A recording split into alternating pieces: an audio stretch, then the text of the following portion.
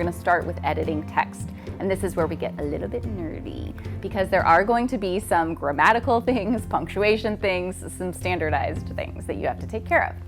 If you are writing for a client, sometimes that client will have a brand guide or a voice structure, that you kind of have to follow that relates to use of punctuation, use of contractions, how they do money or numbers or things like that. I will say 90% of the time, you're not going to get that. So it's best to develop it for yourself to kind of have a standardized way that you write. And it may align with like AP, like Associated Press guidelines, or MLA, or other kind of standard style guides that you can have access to. So when you're editing text, the basic areas you need to look for are language, grammar, punctuation, and voice and article structure. Within language, grammar, and punctuation, there are definitely some common issues that you want to look for and catch. So I will have all of this written out on the blog, and you can definitely reference it there. It may be easier for you to go back to it if you have a written version, but for now you can kind of just listen and follow along. First is abbreviations, acronyms, and initials. So 2 rules of thumb. Obviously, abbreviations should only be used if you're writing a fairly casual document or it's common knowledge. So like you don't want to say obvs, right? Obvious, obvs. You might say that like in a text to a friend, but you're probably not going to write it on a blog because most people don't know what it means.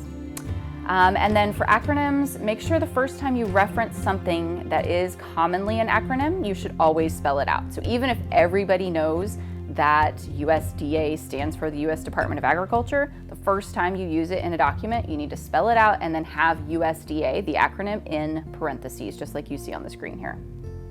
From that point on, once you've done that, you can refer to it as USDA throughout the course of the document, doesn't matter.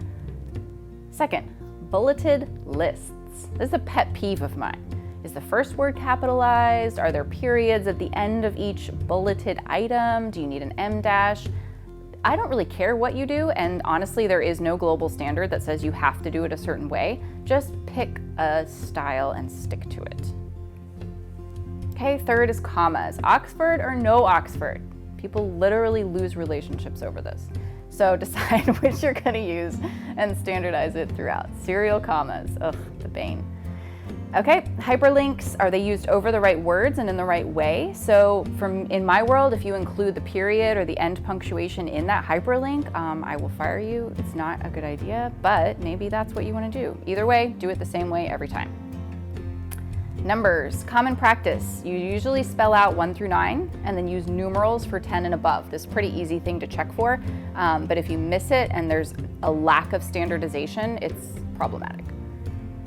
Money, be sure money is expressed correctly, especially when you're talking about thousands, millions, and billions.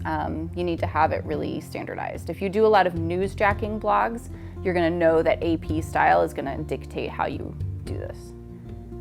Okay versus okay. Decide, standardize. Again, there's no hard and fast rule, just make it the same.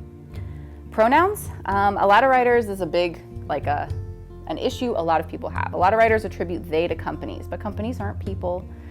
You also need to check for gendered pronouns. You know now that you don't use he or she. You can use they, not a problem, unless you're James Acaster.